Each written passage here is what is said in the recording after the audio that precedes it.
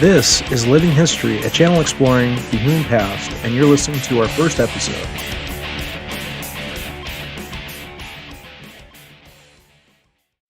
And I tell you, you are Peter, and on this rock I will build my church, and the powers of death shall not prevail against it. I will give you the keys of the kingdom of heaven, and whatever you bind on earth shall be bound in heaven, and whatever you loose on earth shall be loosed in heaven.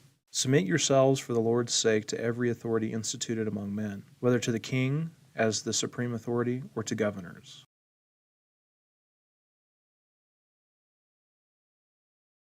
The Trump presidency offered a number of confusing and often polarizing moments in public political discourse, particularly in terms of the role religion should have in a supposedly secular society. In 2020, Trump, campaigning for another 4 years as president and appealing to the often ultra-conservative Christian right, projected himself as a national leader who favored and protected religious freedoms, particularly Christian liberties. Taking a step further, Trump's administration took on an active and cooperative relationship with America's conservative Christian base, with faith-based policies, statements, and photo ops. Trump-era policies and posturings led to photo ops like the one seen in 2017, surrounded by Christian faith leaders, which touted him as an important ally and protector of religion, religious conservatism, and the conservative Christian right. Ironically, Trump's policies and posturing to push the Republican Party ever closer to the Christian right brought on pronouncements claiming that the United States was backsliding into what many perceived to be a medieval-style theocracy.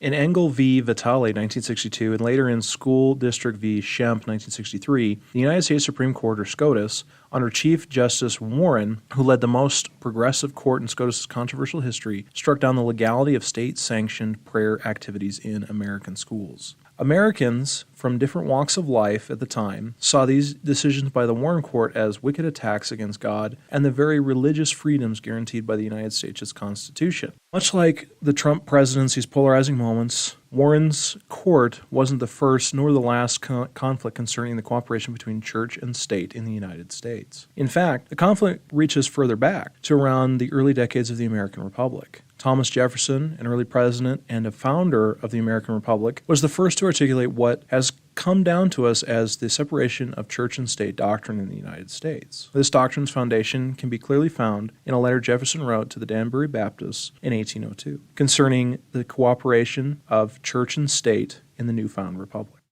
Believing with you that religion is a matter which lies solely between man and his God, that he owes account to none other for his faith or his worship, that the legitimate powers of government reach actions only and not opinions, I contemplate with sovereign reverence that act of the whole American people which declared that their legislatures should make no law respecting an establishment of religion or prohibiting the free exercise thereof, thus building a wall of separation between church and state. Adhering to this expression of the supreme will of the nation in behalf of the rights of conscience, I shall see with sincere satisfaction the progress of those sentiments which tend to restore a man all his natural rights, convinced he has no natural right in opposition to his social duties.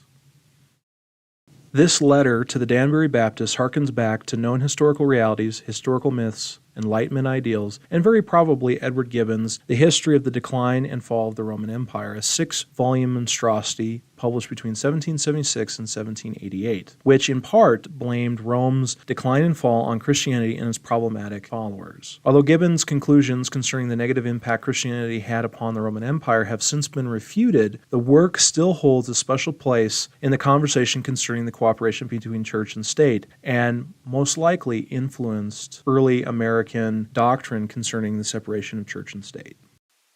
As the happiness of a future life is the great object of religion, we may hear without surprise or scandal that the introduction, or at least the abuse, of Christianity had some influence on the decline and fall of the Roman Empire. The clergy successfully preached the doctrines of patience and timidity. The active virtues of society were discouraged, and the last remains of military spirit were buried in the cloister. A large portion of public and private wealth was concentrated to the specious demands of charity and devotion, and the soldiers' pay was lavish lavished on the useless multitudes of both sexes who could only plead the merits of abstinence and chastity. Faith, zeal, and curiosity, and more earthly passions of malice and ambition kindled the flame of theological discord. The church and even the state were distracted by religious factions, whose conflicts were sometimes bloody and always implacable. The attention of the emperors was diverted from camps to synods. The Roman world was oppressed by a new species of tyranny, and the persecuted sects became the secret enemies of their country. The war over the limitations of state-church relations is nothing new in the United States, and it certainly isn't new in the history of Western societies. What the 1962 and 1963 court decisions, along with Jefferson's letter to the Danbury Baptists and Trump's meeting with spiritual, i.e. Christian leaders in 2017, show the larger struggle for understanding between the state, i.e. government entities, and the church, i.e. faith-based organizations. Should these two be partners? Should either be supreme over the other? So, should we follow the words of Matthew, as stated above, or Peter, also above? Alternatively, should there be a firm wall of separation between these two parties?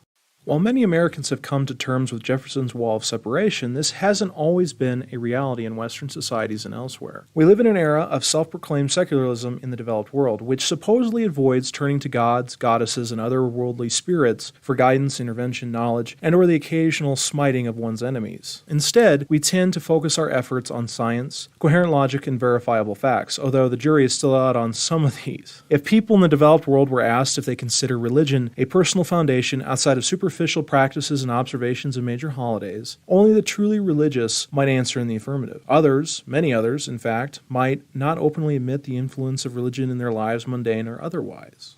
The separation of church and state, larger society and religion, are the byproduct, particularly in the West, of political and social developments, often stretching back centuries, stemming from complicated and often tumultuous histories influencing these spheres of human life. During the early years of the American constitutional experiment, President Thomas Jefferson is credited with offering an official yet contested interpretation of the country's First Amendment protections and limitations. This interpretation still stands largely unrevised by succeeding generations of Americans. Despite challenges to the doctrine in question, many Americans today tend to believe it is an actual law, and as such, it means the church and state shouldn't work too closely together. When those understandings break down, it is viewed as a devolution, bordering on a reemergence of medieval theocracy.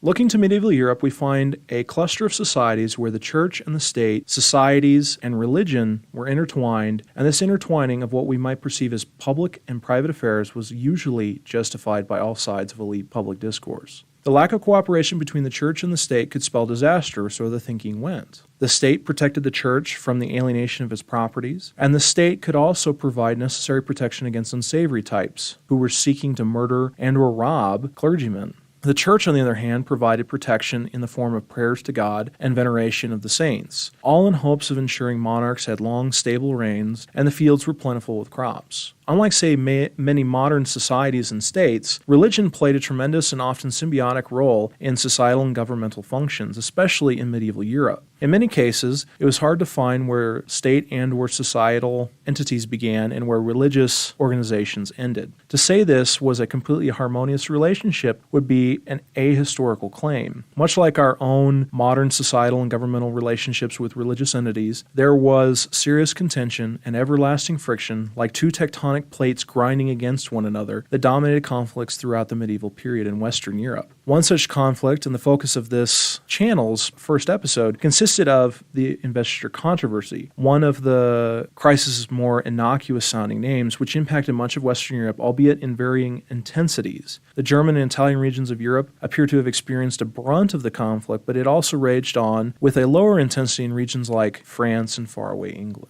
A good deal of ink has been spilt in attempts to understand the big picture implications of the investiture controversy, both during and after the medieval period in Western Europe. Entire careers, tenure, and even many dusty multi-volume histories have been consumed by this subject. This episode is neither entirely comprehensive nor is it the last word on the matter. For much of this episode, I will focus on the political decisions of Pope Gregory VII, a monk who infamously was known for his reforms within the Western Church during the 11th century CE.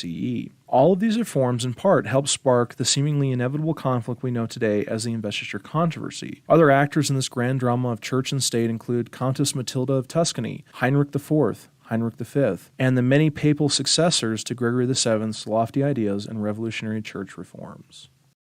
A quick note needs to be discussed before we continue with this episode, though. As I mentioned before, a good deal of ink has been spilt trying to comprehend what the big picture consequences are for the investiture controversy, especially in the West. However, we have to be careful of broad brushstrokes of grandiose generalizations that claim to know the big picture when it comes to moments in history, especially those moments located within the global Middle Ages. Gerd Tellenbach, a well-known church historian, offers a great critical lens from which to view events, including crises in church history.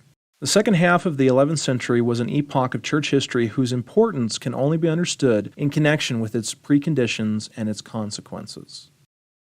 While Tellenbach is discussing how one should handle the history of the late 11th and early 12th century for the Western Church, in particular the investiture controversy, his critical lens also applies in many respects to the way we should handle history in general. One of the many problems historians have with popularizers' histories is the use of broad-stroke connections between the decades, centuries, and millennia. While we need to seek out the bigger picture, we need to do so in a way that isn't ahistorical in nature. Therefore, we need to remember that history's big picture is much like a tell. For those unfamiliar with a tell, it is a geographical formation that is artificial in nature. Generally speaking, a tell is formed over time, an accumulation of various strata, that is layers, that over time produce a hill-like structure. For example, an old city might be built upon an old city, built upon an old town, built upon an old settlement. Each stratum contributes to the overall structure, the overall big picture we see. That is, each layer creates the tell we are seeing. If we attempt to remove a layer, the tell itself loses its structure, metaphorically speaking, and even physically as well. Each layer contributes to the thing we see in the present. Without the layers, one on top of the other, we do not have the structure before us. The same thing can be said of history. The investiture controversy does not impact, say, the modern era in ways we might assume. Like the tell, the investiture controversy is a layer, which only makes sense within the previous and succeeding layers, but it helps contribute to the modern era's problems concerning the relationships between church and state, particularly in the West.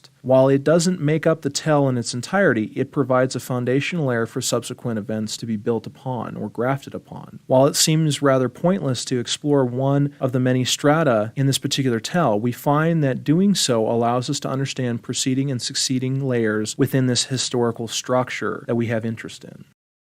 Like I said before, we live in a secular society which does not look to gods, goddesses, or spirits for guidance or knowledge, but rather to science, coherent logic, and verifiable facts. If people are asked if they consider religion as a personal foundation, the truly religious among us might answer in the affirmative. Others, many others, might not openly admit the influence of religion in their lives. The divisions between society and religion, religion and state, are a byproduct of Western political and social developments stemming from a complicated and often tumultuous history concerning the influence of religion in these spheres. In the United States, Thomas Jefferson is said to have begun the unofficial policy of the separation of church and state. Although it has been contested throughout its history, despite challenges to this policy, many Americans believe the church, i.e. faith-based organizations, and the state, that is, generally government organizations, shouldn't work together or even work to intervene on the behalf of one another. Many would see such interactions in our society as backward, bordering on backsliding into theocracy. Nevertheless, looking to medieval Europe, we find societies where religion and state, society and religion, are intertwined, and this intertwined nature was justified on both sides. Again, unlike many modern societies and states, religion played a tremendous role in both societal and governmental functions in the medieval period. In fact, it was hard to find where the state and or societal entities began and where religious ones ended. To say this was a harmonious relationship would be problematic, like I said before. In fact, much like the modern societal and state relations with religious entities, there are contentious moments, moments of friction, that dominated both church and state for decades, if not centuries. One such contentious period is the investiture controversy, one of the conflict's many names, which impacted much of Christian Europe, or particularly Western Europe, in different ways. Germany, or what would be the German lands, because Germany didn't exist at this time, and the Italian lands instead of Italy, saw the greatest extent of the conflict. But it also cropped up in France and faraway England, showing that the conflict had far-reaching effects. Due to the sheer broadness and depth of this topic, it makes sense to focus on the political decisions made by a pope, Pope Gregory VII, who is famously known for his vigorous church reforms during the latter part of the 11th century and starting investiture controversy between the papacy and the German monarchs. Now, it's important to remember that the conflict that happens unfolds slowly, has moments where it speeds up, and then has lulls in between intense moments of conflict. So we'll notice that as we progress forward. In 1073, a monk by the name of Hildebrand was elected to the papacy. It is said that after the death of Pope Alexander II, a crowd seized Hildebrand and brought him to the church of St. Peter ad Vincula and enthusiastically proclaimed him as pope. After being named pope by the enthusiastic Roman crowd, Hildebrand was confirmed shortly thereafter by the College of Cardinals. Gregory also happened to be a native Italian, which might explain why the Roman populace chose him as their new pope. Hildebrand took the name Gregory, becoming Gregory VII, probably after his teacher and friend John Gratian, who had been Pope Gregory VI, or even possibly out of the great reverence for Gregory the Great, a great reformer of the Church. Unlike many of his predecessors, Gregory VII knew the inner workings of the papacy, having served under several popes either as a representative of the papacy or through encouraging much-needed reforms within the Church itself. It is rumored that under Pope Alexander II, Hildebrand had more influence on the affairs of the Church than the Pope himself. The first order of business for this new pope was to implement a rigorous reform program within the Church, in hopes of securing the Church's autonomy from worldly things. As mentioned before, Hildebrand had been a monk prior to becoming pope. This influenced his views on what the Church should be, and they had a considerable impact on what would become the investiture controversy, particularly with the German leaders of Central Europe and Northern Italy. He wanted to implement reforms that had cleansed the Church of its many problems, particularly problems that diminished the organization's power within and hold over Western Christendom. Such reforms made many, particularly fellow reformers, compare Gregory VII to Old Testament prophets. In other cases, especially among the Germanic kings, he was depicted as a vile enemy bent on subjugating people within and without the clergy to his will. Gregory VII's reforms focused on three important issues challenging the integrity of the Church at the closing of the 11th century CE. First was the thorny issue of clerical marriage. Clerical marriage was not seen as a negative issue prior to these reforms. Actually, many within the Church thought clerical marriage was a positive thing. In other words, it allowed priests to be examples to their congregations. More importantly, marriage prevented clergy from committing certain sinful sexual acts which might offend congregations and bring down scandal on the Church itself. Gregory VII and his fellow reformers saw several logistical issues pertaining to clerical marriage. The first being that a priest could be distracted from his spiritual duties to his congregation. The second reason, and probably the soundest in terms of protecting the Church, pertained to clerical wages, which were often too meager to support a family. This would prevent a priest from being able to provide for sons and daughters who would require significant financial support. The only logical action a priest with no money could take, so the thinking went, would be to appropriate or alienate church-owned lands and hand them down to his children. This was a huge problem because it constituted alienation of church lands, which was entirely unacceptable. In fact, doing so was an excommunicable offense in the 11th century. Another reform pursued by Hildebrand and his church reformers was the removal of simony within the Church itself. Simony presented a real problem because it allowed for non-clergy members to gain lucrative church offices through a sale or large bribe. This, of course, was the norm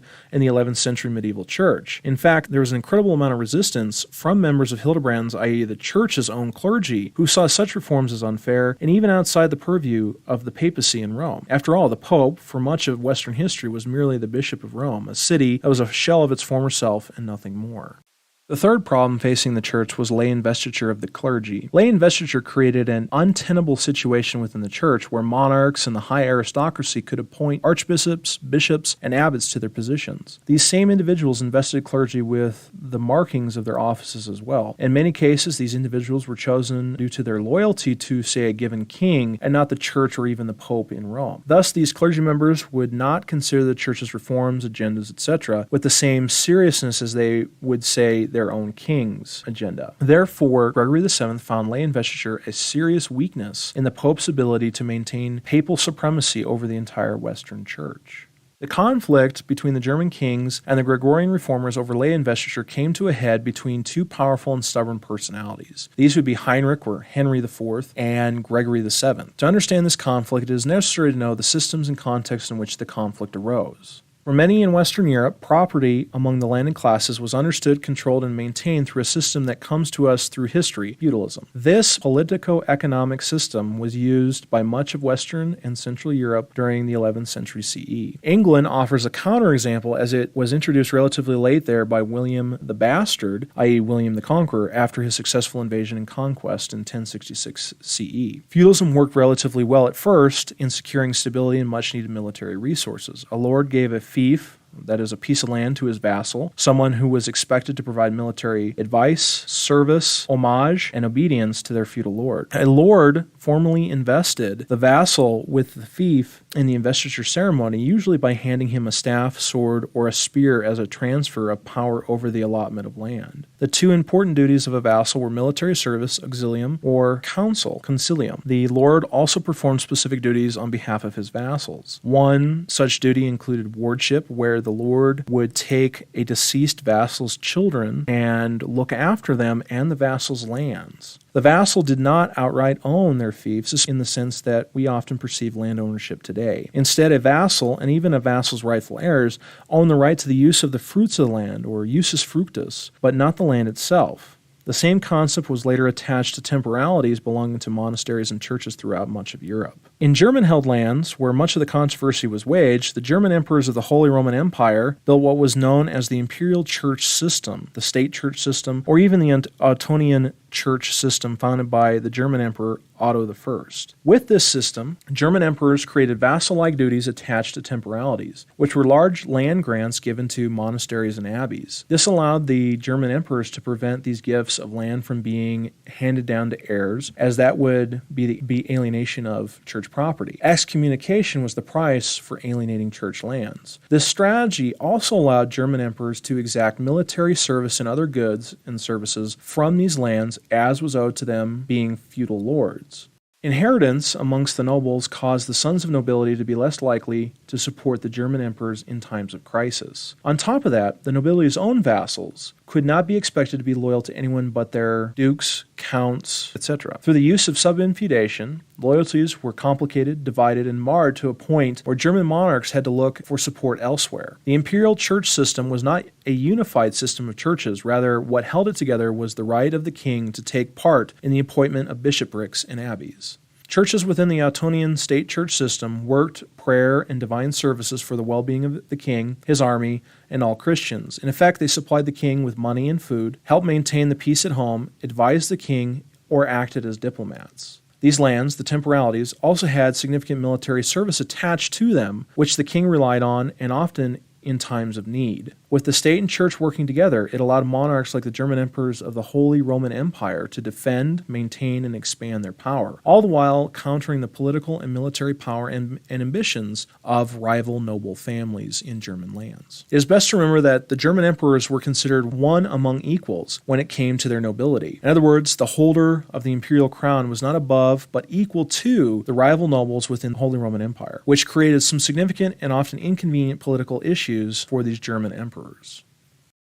In Germany, the monarchs would often nominate and invest bishops and abbots. This was a right long ago claimed by the Merovingian rulers, who had carried onward into the 11th and 12th centuries. German monarchs' concentration on who held the church positions and their associated properties ensured they had loyal supporters in their perpetual conflicts with rival dukes of regions such as Franconia, Swabia, or Saxony. With the support of appointed and invested bishops and abbots, the monarchs of Germany were able to hold on to real power, unlike the French monarchs, who had, through a process known as subinfeudation, essentially had their political and military power gutted outside of Paris, or the so-called Ile-de-France. In the eyes of the medieval church, investiture was a serious concern because it contradicted canonical stipulations requiring clergy and people of a diocese to elect its bishops. Investiture also contradicted the understanding established by Pope Gelasius I, which was best articulated in his letter to Emperor Anastasius I.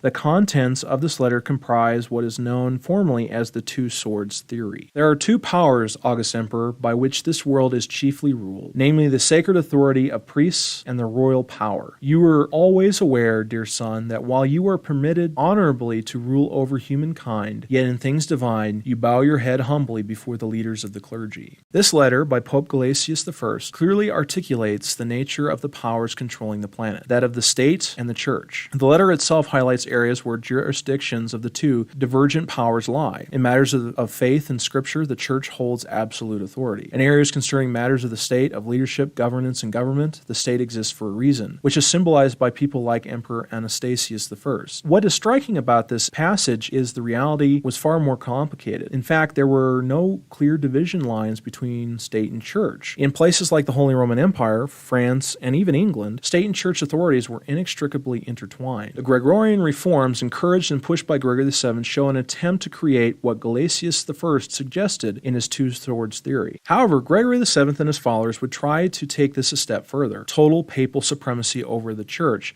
and in many cases over the state itself. The act of investiture served as a reminder of the failure of the two swords theory being a reality. Moreover, investiture showed that in matters of faith, the clergy and the church itself, the church was quite powerless to control its own fate outside of Rome. The very act of investiture made the clergy and even the church itself an unwitting tool of various monarchies and the high aristocracy across Western Europe, or so the thinking went. Despite these fears, the Gregorian reformers and their opponents knew even the abbots and bishops invested by monarchs or aristocrats tended to revolt or oppose those who installed them in their offices. Investiture played a major role in the conflict between the papacy under Gregory VII and the German emperors under Heinrich IV. It is important to remember that investiture itself was looked upon by both state and church officials as necessary. In other words, investiture, the act itself, was not the issue. The real problem arose concerning who invested the clergyman with his signs of office and installed said clergyman in that office. The cooperation between church and state was still deemed essential, as both relied on one another for survival, especially in German lands, northern Italy, France, and England. The papacy under Gregory VII and the Gregorian reformers saw lay investiture as a damning influence upon the church. The conflict between the German Emperor Heinrich IV and the Italian Pope Gregory VII, ironically, is a controversy that is rather violent in nature, despite its rather innocuous name. The papacy would, later on, come to a head with the French and English monarchs as well, but these monarchs played little part in the conflict itself. To complicate matters, the investiture controversy didn't start out over the act of lay investiture. Instead, it appears Heinrich IV and Gregory VII came into conflict over the papal and German primacy in northern Italy. Historically speaking, German monarchs laid claim to northern Italy. However, the papacy had claimed this area as well, being in its backyard, so to speak. Following the defeat of Saxon rebels in distinctly German lands in 1075 CE, Heinrich IV planned on reconsolidating the Kingdom of Italy, something claimed by him and previous German monarchs. This claim to northern Italy had existed hundreds of years prior to the actual investiture controversy. Had this been earlier, it is doubtful the papacy would have committed to a conflict with the German Emperor of the Holy Roman Empire. In fact, the papacy's coziest relationship with the Holy Roman Empire suggests as much. Nevertheless, conditions and contexts of the late 11th century made for an explosive conflict between a papacy attempting to assert its power over the church and even the state, and a desperate monarchy seeking to shore up its defenses against rebellious dukes in German-held lands. What happened in northern Italy is that German monarchs had effectively abandoned the region or ignored it completely, a sort of salutary neglect. German monarchs prior to Heinrich IV left the Kingdom of Italy alone. To someone like Heinrich IV, the Kingdom of Italy presented a very real opportunity to ensure stability within the Holy Roman Empire, and it presented him with an opportunity to counter the powerful German dukes at home. The issue is that the papacy had, over time, asserted its own claims over northern Italy. Again, it is best to remember that the papacy, headed by the Bishop of Rome, whom we call the Pope, had Italian political aspirations as well. Thus, the conflict between state and church arises not from lay investiture as one might think, especially when you consider the name of the conflict. Instead, it arises out of posturing and a conflict of claims between Pope and Emperor. In fact, Gregory VII in 1075 CE recognized Heinrich's hereditary customary right to invest bishops with their diocese. He nevertheless asked later that same year for the king to have a successor to Bishop Herman installed installed in Brandenburg, and Gregory did not object to Henry's investiture of Huysman of Speyer. That same year, 1075, Gregory VII changed his stance when Heinrich IV invested his chaplain Tedald as Archbishop of Milan, ignoring the claims of the Archbishop-elect recognized by the papacy. The papacy under Gregory VII supported someone who had been part of the Patria movement in Milan. It is important to note that Gregory did not support the investiture of the clergy. However, he did not voice objection to Heinrich investing clergy within Germany. When Heinrich invested Tedald, Gregory VII felt Heinrich IV crossed a line and was interfering within the papacy's sphere of influence. This included northern Italy. The conflict of interest forces Gregory's hand, who then takes drastic steps to prohibit lay investiture, which was thought of as a way to force Heinrich IV to back down from his political ambitions in northern Italy. Unfortunately for Gregory VII, he chose the wrong opponent and would soon find that Heinrich IV had his own cards to play. Northern Italy appears to be a logical place to consolidate power and shore up support for his agendas in German lands. It is best to remember that the German emperors of the Holy Roman Empire weren't seen as liege lords over their German nobility. This contrasts with, say, England. After William the Conqueror takes over, he establishes the monarch as liege lord and technically tries to prevent any sort of what we call sub-infeudation. Instead, the German monarchs were one among equals, a sort of chairman of the board who had to work well with others, and this complicated any political and military ambitions they had. Heinrich IV, like those before him, sought to shore up resources in the face of a feudal race to the bottom in the form of sub-infeudation. Sub-infeudation was a common development in many regions where feudalism was present. Collins' Dictionary of Law offers a legal overview of sub-infeudation in at least English-speaking lands. It is the process whereby a freehold estate was created out of another freehold estate to be held by the grantee of the grantor in return for specified services or amounts of produce or money.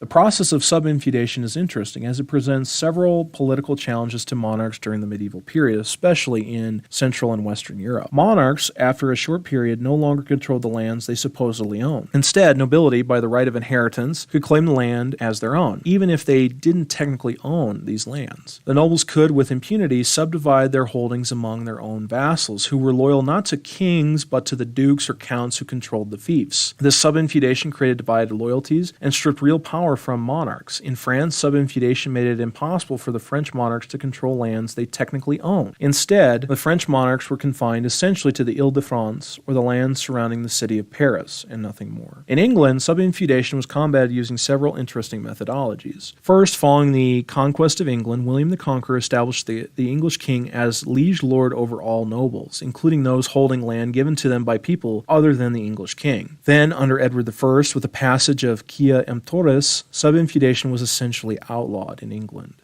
Thus, Quia Emptoris, along with the liege lordship, allowed the English monarchs to keep a thumb on the nobility by outlawing the alienation of their lands granted to them by the English monarch and dividing loyalties to that monarch. That meant nobles couldn't divvy up their lands as they had before. The sub-infeudation had created a conflicting hierarchy of obedience and loyalty, especially in France and Germany, and the English monarchs offer a great case study in resisting the corrosive influence of sub-infeudation. However, the German monarchs didn't have much luck in countering sub-infeudation and the political, economic, and military power of their fellow noblemen in the German-speaking lands. This, of course, leads to creative solutions as seen under the Ottonian state church system discussed above and used by Heinrich IV and those before and after him. Moreover, Heinrich IV sought to cement his claims over northern Italy so he could use the region to counter the power of German nobles. What he didn't count on was the resistance mounted by the Roman bishop, i.e. the papacy. In response to the Gregorian forms under Gregory VII, Heinrich IV used clergy to pressure the stubborn pope into backing off on his claims over northern Italy. On 24 July 1076 CE, 2 archbishops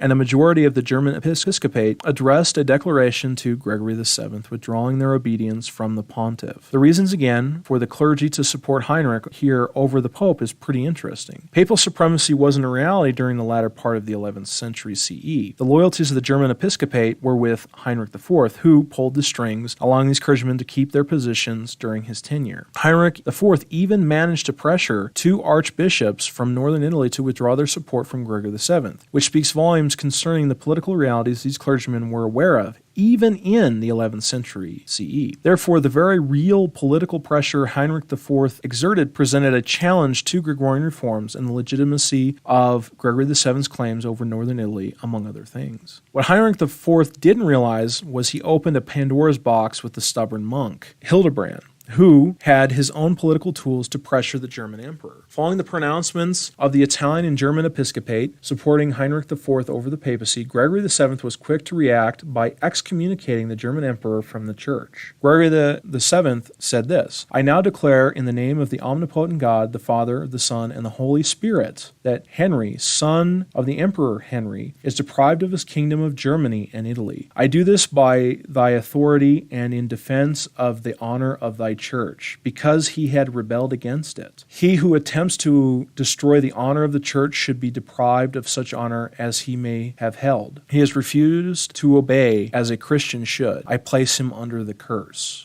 Excommunicating a monarch was a serious step, even for someone like Gregory VII. It was an important political move that Gregory VII took because it was the only real move he had against someone like Heinrich IV, who could muster larger military forces and put the squeeze on Gregory VII. The spiritual weapon wielded by Gregory had a sharp edge. It hadn't much in the way of precedent, though. In fact, there were few instances of its use prior to the 11th century CE, such as St. Ambrose of Milan, who during the 4th century CE excommunicated Roman Emperor Theodosius I for his massacre of several thousand people in Thessalonica. According to the narrative handed down to us by St. Augustine, Theodosius I was forced to submit to the power of St. Ambrose, who was holding him responsible for his inexcusable actions, his crimes. With religious humility, says St. Augustine, Theodosius submitted, and being laid hold of by the discipline of the church, did penance in such a way that the sight of his imperial loftiness prostrated made the people who were interceding for him weep more than the consciousness of offense had made them fear it when enraged. Stripping himself of every emblem of royalty, says Ambrose in his funeral oration, he publicly in church bewailed his sin. The public penance, which private individuals shrink from, an emperor was not ashamed to perform, nor was there afterwards a day on which he did not grieve for his mistake. In a world where oaths and faith dominated, Gregory wielded the best political tool he had in his spiritual arsenal as the Pope. Politically speaking, the sentence of excommunication released Heinrich IV's subjects from their oaths of fealty. Thus, his subjects did not need to heed his orders, creating a chaotic political situation for Heinrich in Germany and elsewhere. As an excommunicate, Heinrich IV lost the support of the German nobility, including the very clergy he used to try and squeeze Gregory VII through withdrawal of their support. The reasons for Heinrich IV's lost support amongst the clergymen who originally supported him is clear. They didn't want to suffer the same fate as Heinrich IV. If they did, they too would be excommunicated from the church by Gregory VII, and they would have lost their valuable positions within the church itself. With the German nobility and the church calling for his removal, what could Heinrich IV do? What options did he have left? How could he best the stubborn monk at his own game?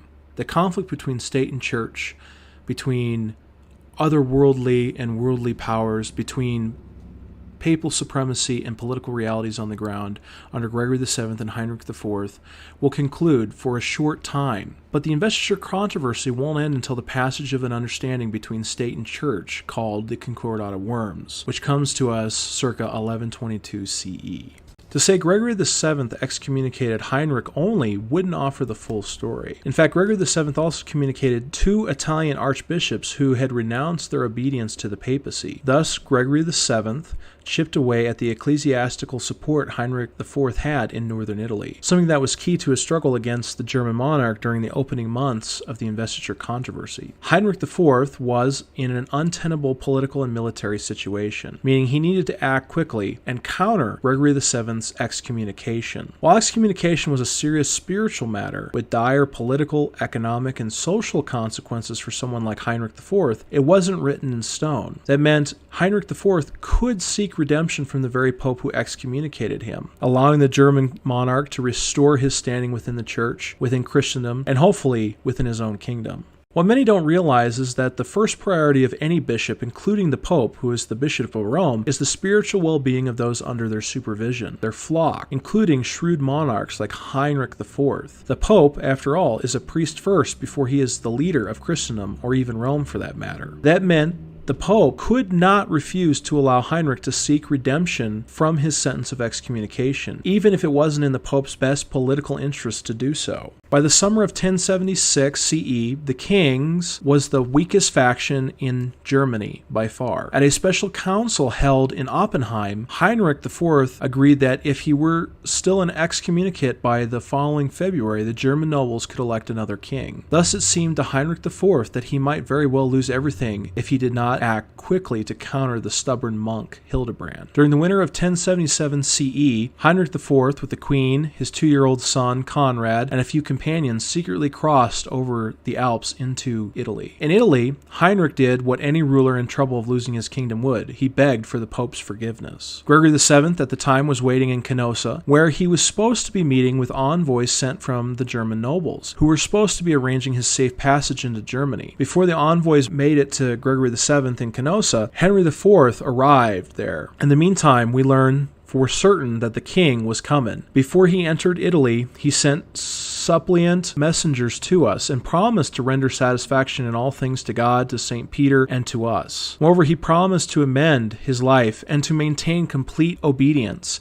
if only he might be considered worthy to obtain the grace of absolution and apostolic blessing from us. The importance of this act comes with Heinrich IV knowing full well that Gregory VII was a priest first, and as such, he had to accept Heinrich's actions as actions of a penitent man who wished to absolve himself of his sentence of excommunication. The political actor who was Gregory VII didn't likely believe Heinrich IV was a penitent, but rather a shrewd politician who knew the boundaries of the Pope's actual authority in the corporeal world. To help sell his penitent persona, Heinrich IV dressed in an itchy hair shirt with ash in his hair, the garb of a penitent coming before a priest to ask for forgiveness. While Heinrich IV probably knew Gregory VII was reluctant to absolve the German king, the two knew the show had serious consequences. If Gregory VII refused to absolve Heinrich, he would have violated his sacred duties as a priest in offering a chance at forgiveness. Heinrich IV also knew there was a possibility that Gregory VII could see through his ploy, but he still used Gregory VII's priestly obligations against him. Nevertheless, Lampert of Hersfeld, his retelling of what happened at Canossa, shows the king himself gambled his future on the grace of Gregory VII. The king, however, knew that his safety depended entirely on the Pope if he were to be absolved from the excommunication. Henry came as he was ordered to, his band of retainers having been left outside, his regalia laid aside, displaying nothing pertaining to kingship, showing no ceremony, with bare feet, wearing sackcloth with ashes in his hair, and fasting from morning till vespers in the snow and cold. He waited for the decision of the Roman pontiff. He did this a second day and then on a third. On the fourth day, he was finally absolved from the excommunication.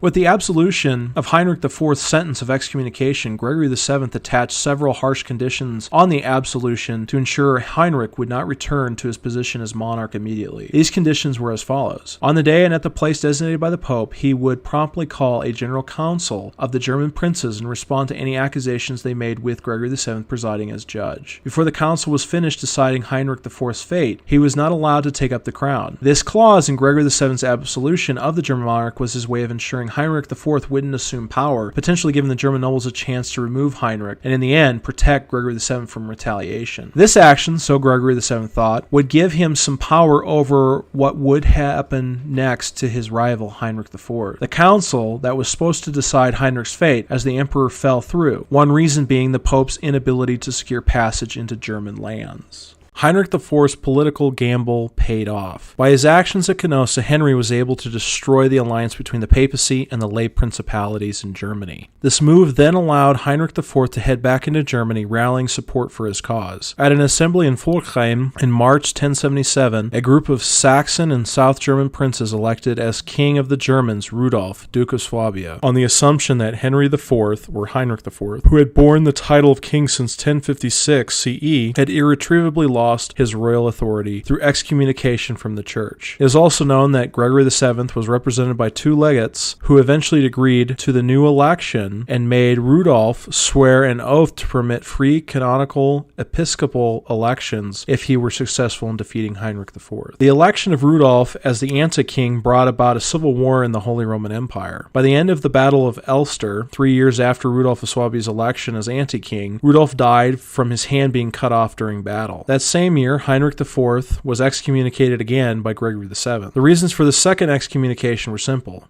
Gregory VII wanted the princes opposing Heinrich IV to be successful in the removal of him as the emperor and king. The stubborn monk believed that the second excommunication was enough to erode the tenuous support Heinrich IV was able to garner for his cause. However, Heinrich IV ignored the excommunication, and even his followers appeared to ignore it as well. After the death of Rudolf of Swabia, the civil war in Germany was over, and opposition to Heinrich IV's rule fell like a house of cards. With his power secure in Germany, Heinrich was able to shift his focus on the pesky Roman pontiff with grandiose ideas. The year following Rudolf of Swabia's death, Heinrich IV launched an expeditionary force and marched into Italy, very similar to how his father, Heinrich III, a hero of the church, had in 1047 CE. Instead of marching on Italy for the sake of the church, Heinrich IV was looking to secure himself politically against the intrusions of Gregory VII. When Heinrich IV seized Rome, Gregory VII's political support mostly vanished in the city and elsewhere. Not giving up, Gregory VII retreated into an impenetrable fortress at San Angelo, where he waited for his Norman allies in southern Italy to liberate him. With Gregory VII out of the way, Heinrich IV had his own candidate elected to the papacy, taking the name Clement III. Soon after Clement III's consecration, he held Heinrich IV's imperial coronation. In 1084 CE, Gregory's Norman allies finally came to his rescue, but the Normans laid waste to Rome, destroying any support Gregory VII still had in the city. Later, Gregory VII died in exile in the Norman city of Salerno in 1085 CE. His last words sum up his views of his time as pope. "I have loved justice and I hate iniquity, therefore I die in exile." The coronation of Heinrich IV, the election of Clement III, and the exile and death of Gregory VII were the end of the investiture controversy for the time being. The conflict arose again with new popes taking on lay investiture and what they saw as a corrupting influence within the church. The investiture controversy between the papacy and the German emperors didn't end until the passage of the Concordat of Worms in 1122 CE. But even then, the controversy didn't end to the satisfaction of the popes, who wished to assert the papacy's supremacy over matters of the church. Canossa would later become a rallying call for conservative German politicians, usually staunch nationalists who saw the Pope's attempt to cow a German monarch as a reason to never allow that to ever happen again. The walk to Canossa is a brilliant case study in matters of politics and religion during the late 11th century. The investiture controversy in England and France would be dealt with separately by future popes, and again, not to the satisfaction of the original Gregorian reformers. The ascendancy of papal supremacy over matters of the church was never fully realized. In fact, the control exerted by the papacy over the church came much, much later, and even then, never to the lofty satisfaction of the popes like Gregory VII. While the pope today is more than the bishop of Rome, the papacy still struggles to maintain its position within the Christian church as a leader of the faithful, and as being supreme over worldly leaders.